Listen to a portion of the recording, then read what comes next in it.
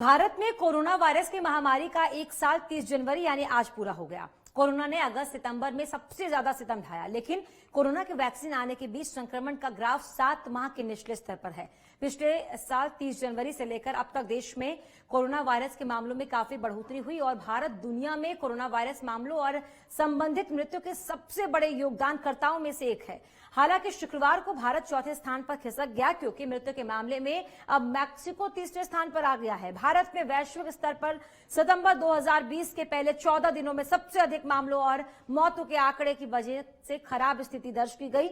हालांकि अक्टूबर में corona virus के मामलों में थोड़ी राहत मिली और दैनिक मामलों में कमी आने लगी है। इस साल जनवरी महीने में कोरोना वायरस से होने वाले दैनिक मौतों का आंकड़ा 200 से भी कम आने लगा है।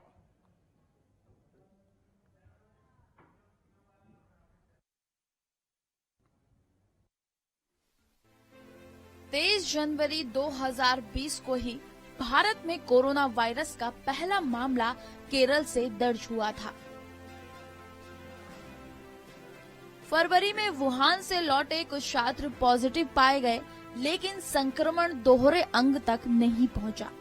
4 मार्च को पहली बार भारत में 22 केस मिले। 12 मार्च को पहली बार देश में कोरोना से पहली मौत दर्ज की गई। भारत में मार्च में कोरोना सुपर स्प्रेडर साबित हुआ। मार्च मध्य में ही दिल्ली में तब्दीली जमात का कार्यक्रम सबसे बड़ा सुपर स्प्रेडर इवेंट रहा। यूपी, बिहार, बंगाल जैसे राज्यों में संक्रमण तेजी से बढ़ा। स्थिति गंभीर होते देख देश में 25 मार्च से लॉकडाउन का ऐलान हो गया। मार्च के मुकाबले अप्रैल में मरीजों की तादाद 23 गुना बढ़ गई। लॉकडाउन के बावजूद मई में कोरोना बढ़ता चला गया। 31 मई को देश में लॉकडाउन खत्म कर अनलॉक 1.0 का ऐलान हुआ। 1 जून को एक दिन में 8,392 केस मिले थे, जो 30 जून को 18,522 तक पहुंच गए। अनलॉक में मॉल, रेस्तरां और धार्मिक स्थलों को खोलने की घोषणा हुई। 23 जुलाई को पहली बार देश में 1,129 मौतें कोरोना से सामने आई। अगस्त में रोज औसतन 8 से 900 मौतें दर्ज हुई। सितंबर सबसे ज्यादा सितम ढाने वाला रहा।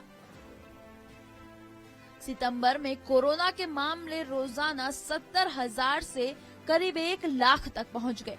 त्योहारी मौसम के बीच 3 अक्टूबर को भारत में कुल मौतें 1 लाख के पार हो गई। 3 महीनों तक लगातार करीब 20 लाख मामलों के बाद नवंबर में थोड़ी राहत दिखी। रोजाना औसतन मामले 45,000 से घटकर 38,000 पर आ गए। कोरोना के घटते ग्राफ के बीच 18 दिसंबर को भारत में कुल केस 1 करोड़ के पार हो गए। जनवरी 2021 वायरस से वैक्सीन तक। भारत में कोरोना की वैक्सीन के आपातकालीन इस्तेमाल को मंजूरी दी गई। 16 जनवरी से देश में टीकाकरण शुरू हुआ। करीब 23 लाख लोग टीका ले चुके हैं। आज भारत में दुनिया के 10.46% केस हैं, जो एक वक्त 15% से ज्यादा हो गए थे। और दिल्ली से संवाददाता राकेश सोनी हमारे साथ सीधे जुड़ गए हैं। नोएडा से राजकुमार हमारे साथ जुड़ गए हैं। राकेश, जिस तरह की स्थिति बीते 1 साल में भारत ने और पूरे विश्व ने देखी, वो वाकई चौंकाने वाली थी, लेकिन 1 साल पूरा होने के बाद आज भारत की स्थिति क्या है?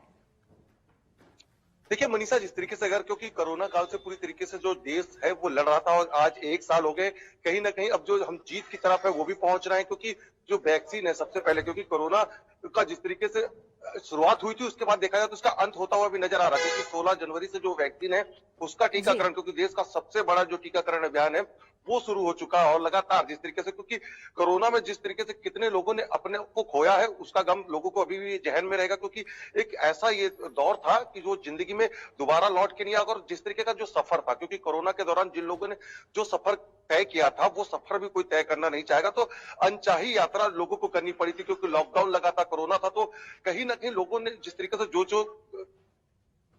जो लोगों ने जो जो चीजें खोई थी, तो उन चीजों का कहीं ना कहीं असर जो है वो अब धीरे धीरे उससे लोग उभर रहे हैं। क्योंकि लेकिन जो कोरोना का अगर दौर की अगर बात की जाए, क्योंकि 2020 से इसकी शुरुआत हुई थी और सबसे पहला केस जो है केरल में आया था, तो उसके बाद से लेकर अगर अभी तक की बात करी बिल्कुल, जाए जो तो पहला अब इस पे केस आया था धीरे-धीरे लोग- राकेश, उस केस को आज 1 साल हो गए हैं। भारत में कोरोना के दस्तक को भी 1 साल हो गए हैं और हमने देखा बीच में किस तरीके की स्थिति भारत ने देखी है। लेकिन राजकुमार, अब वैक्सीन भी आ गई है, मामले भी कम होने लगे हैं, तो अब हम ये कहें कि हम कोरोना से उबर रहे हैं। बिल्कुल मनीषा, बेहतर जो आपने कहा है बिल्कुल 100% सही है। और इस समय जहां मैं मौजूद हूं, हम दिखाने का प्रयास करेंगे हिंदुस्तान का इकलौता कोविड का एक अस्पताल बनाया। उत्तर प्रदेश के मुख्यमंत्री योगी आदित्यनाथ को पूरी दुनिया में WHO ने भी माना कि उत्तर प्रदेश में एक देश में, हिंदुस्तान के अंदर एक देश है उत्तर प्रदेश। उत्तर प्रदेश के मुख्यमंत्री हैं योगी आदित्यनाथ, उनकी भी सराहना की गई। मैं अपने कैमरा पर्सन से दिखाने का, हम अपने दर्शकों को दिखाने का प्रयास करेंगे। ये 344 करोड़ रुपए की लागत से ये अस्पताल बना है। 450 मरीजों को इसमें इनके इलाज करने की इसमें व्यवस्था की गई थी। टोटल अभी यहाँ की CMS रेणु अग्रवाल से मेरी बातचीत हुई। हालांकि फोन पे टेलीफोनिक उन्होंने जो जानकारी दी उसके अनुसार पता चला कि 1280 मरीज इस अस्पताल से ठीक होकर पूरे देश में गए हैं। जो भी संवेदनशील स्थिति में हॉस्पिटल में आया इसमें उसको ठीक किया। और खास बात यह है कि इस अस्पताल में एक भी मरीज की मौत नहीं हुई। जी मनीषा, बिल्कुल, और ये बड़ी उपलब्धि है क्योंकि जिस तरीके से हमने देखा कि भारत ने किस तरीके से लड़ाई लड़ी है, जंग लड़ी है कोरोना के खिलाफ, और उसमें हम लोग जीते भी हैं। वैक्सीन भी भारत ने, वो भी 2 अलग अलग वैक्सीन बनाई गई है, जो एक वाकई बड़ी उपलब्धि देश के लिए है। बहुत शुक्रिया राजकुमार और राकेश आपका तमाम जानकारी के लिए। तो अब 1 साल हो गया, लेकिन 1 साल में तस्वीर बहुत बदली।